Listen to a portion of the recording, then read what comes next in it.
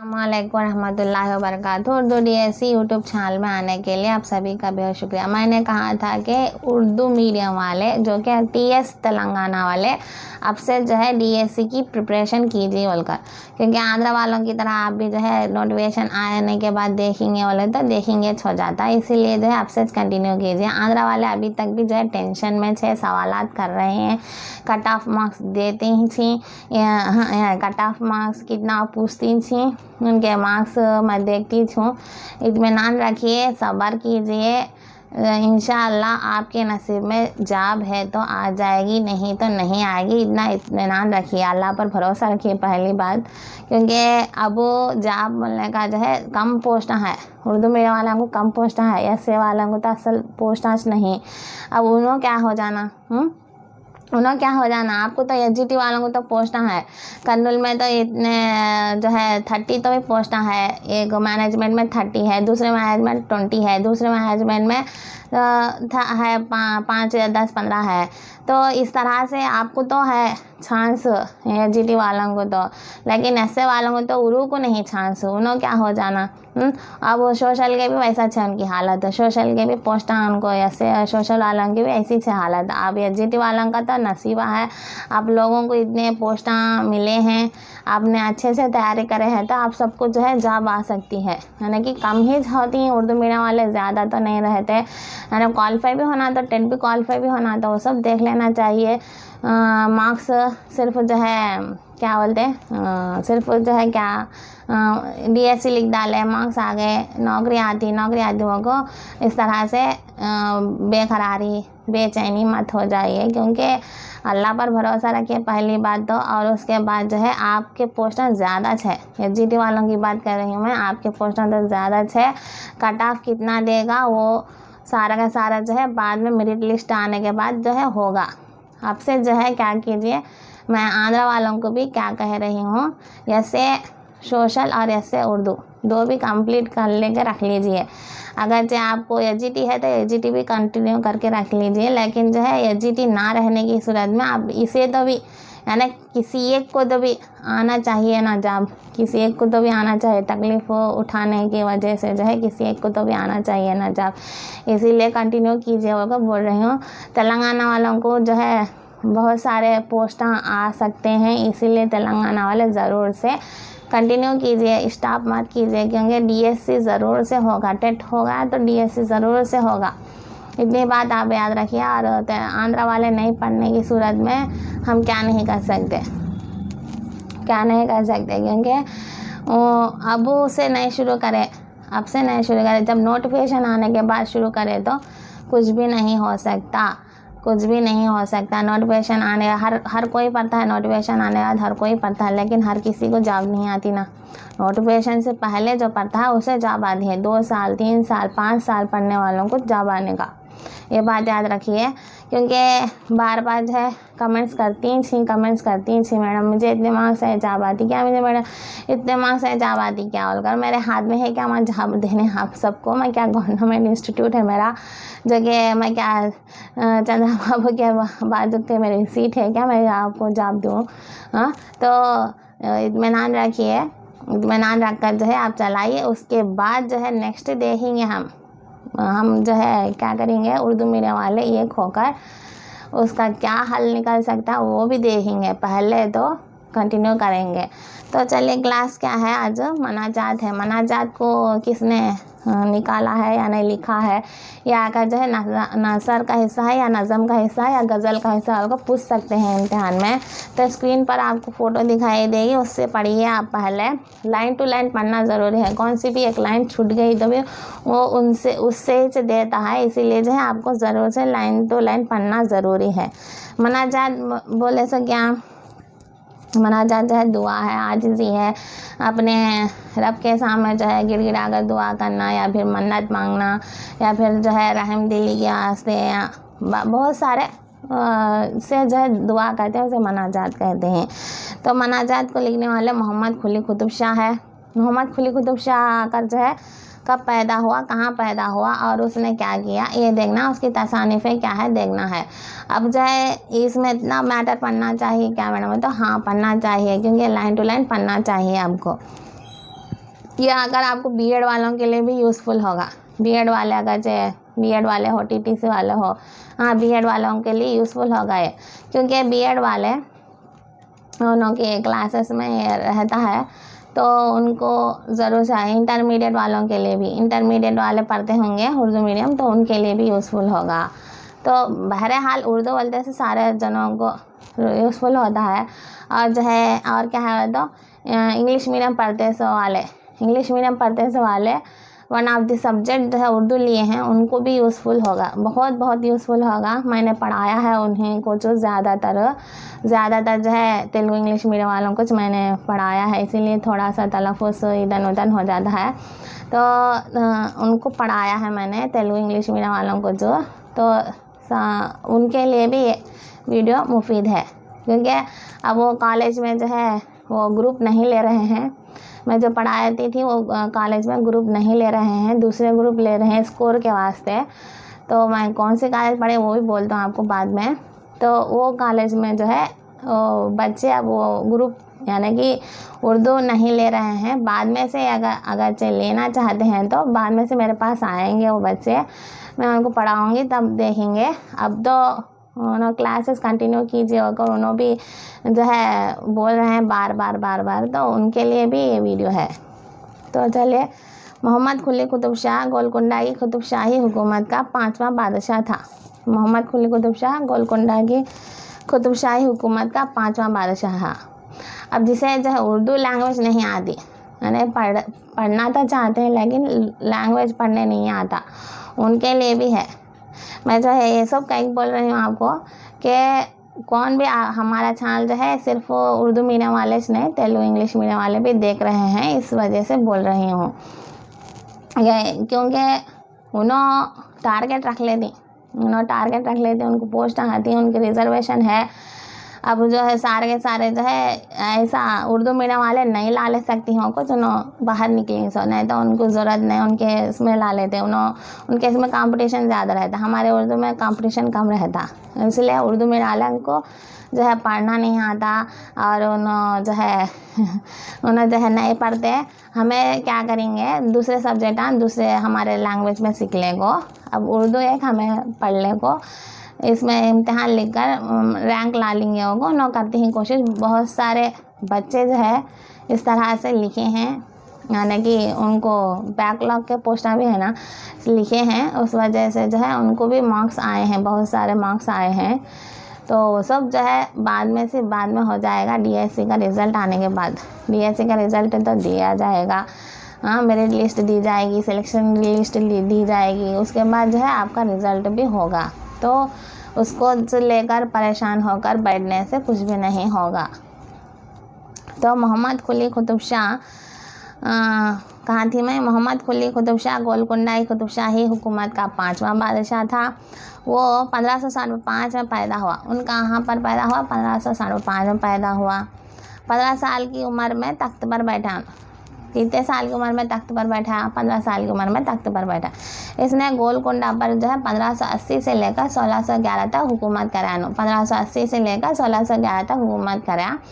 कुल आकर इन्हें 31 साल तक, 30 पर 1 साल तक जो है हुकूमत कराया। इसके दौरे हुकूमत में हर तरह की तरक्की हुई। इसके दौरे हुकूमत, पहले पूरा मैटर पढ़ने के बाद उसके सवालात कराऊंगी मैं, तो सवालात दो, उसके बाद MCQs भी कराएंगे इंशाल्लाह। तो पहले पूरा मैटर पढ़िए। एक अब ये इसमें से कहाँ से भी आपको सवाल आया तो उसको डालने का आपको आना चाहिए, टिक करना आना चाहिए, यानी कि वही तो इम्तिहान। हम इतने अच्छे से पढ़ी होगा नहीं, कितने अच्छे से हम आंसर उसको टिक करे होगा, ये चीज़ इम्पॉर्टेंट है इसमें।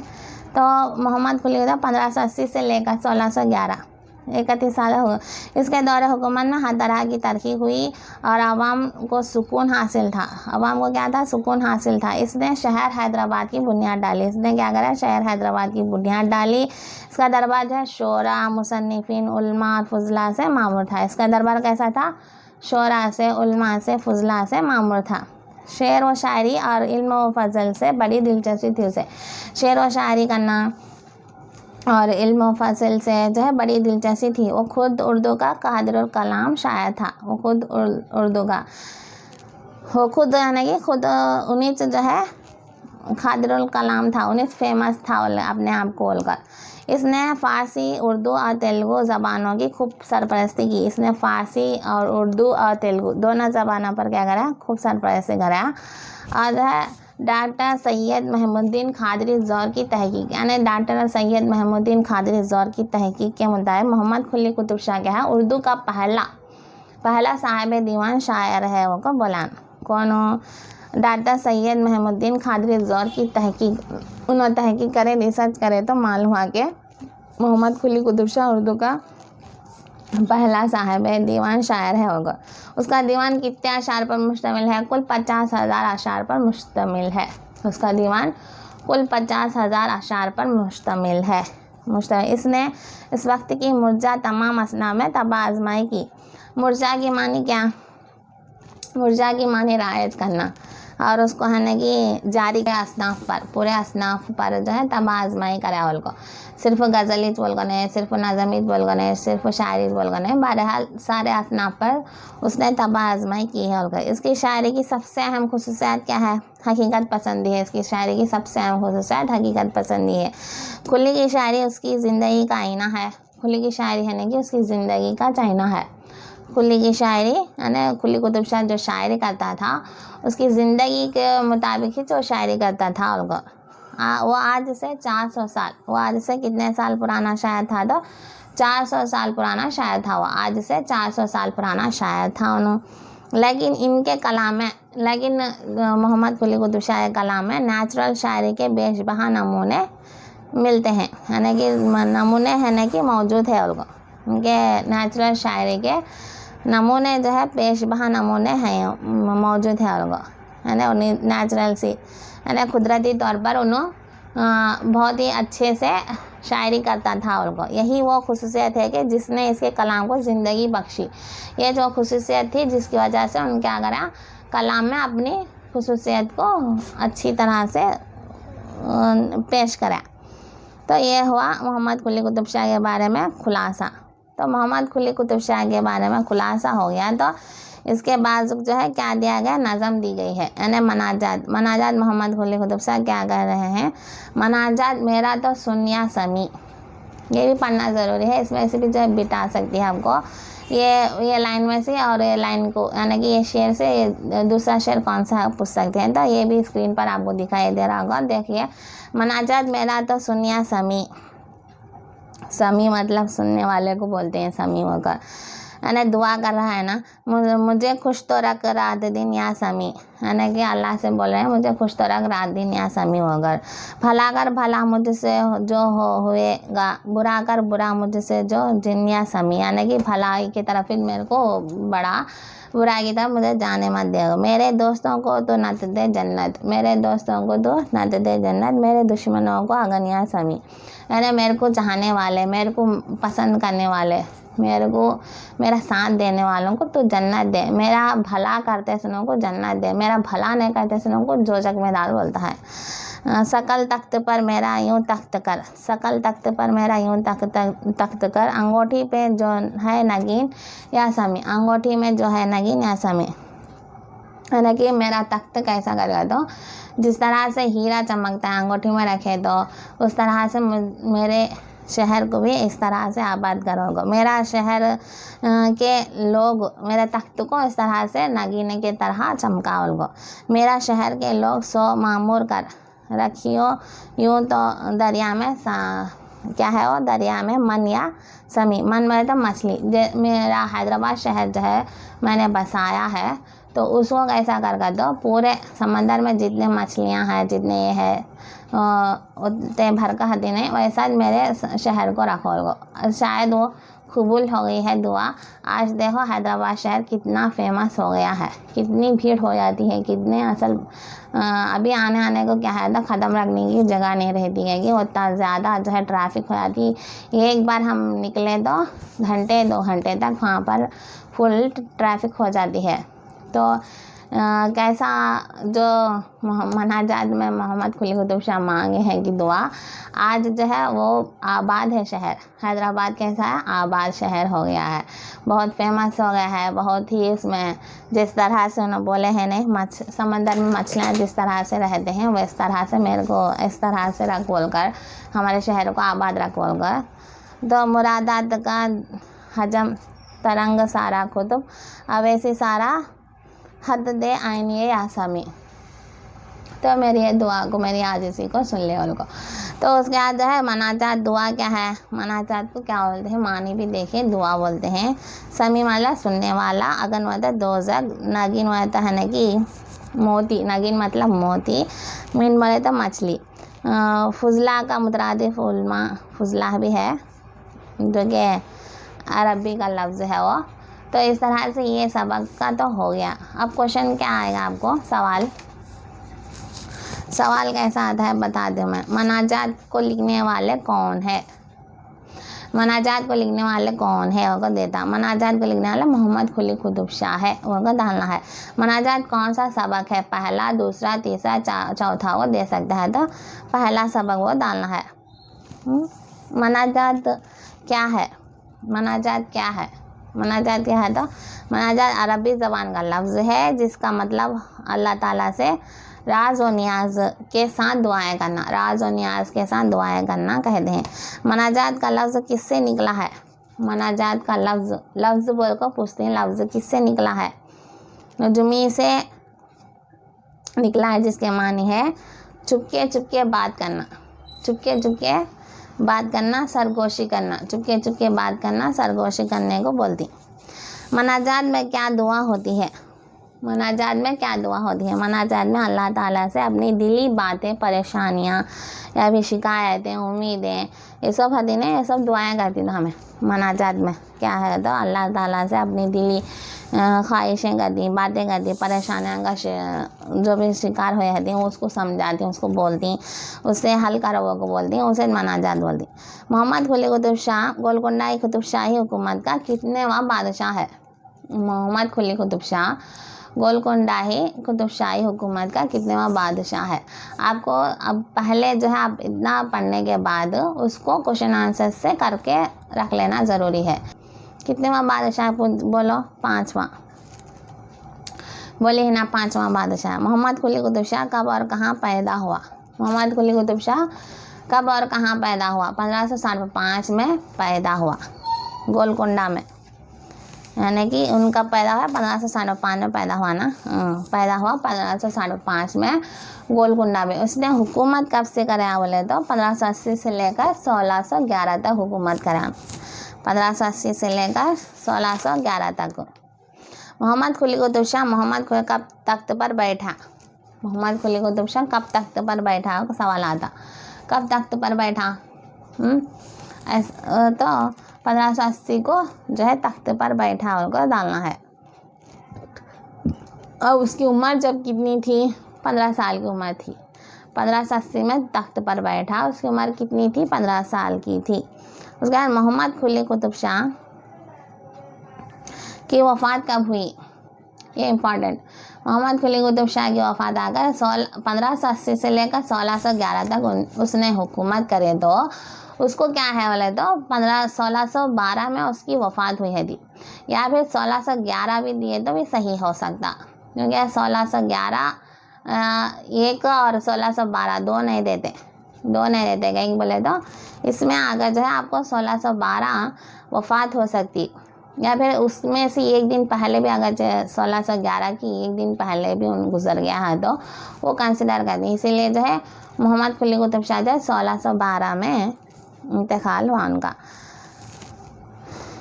कितने साल की उम्र में, तो 31 साल तक जो है हुकूमत करा, कितने साल के तक जो है उसने हुकूमत किया, तो 31 साल तक हुकूमत करा।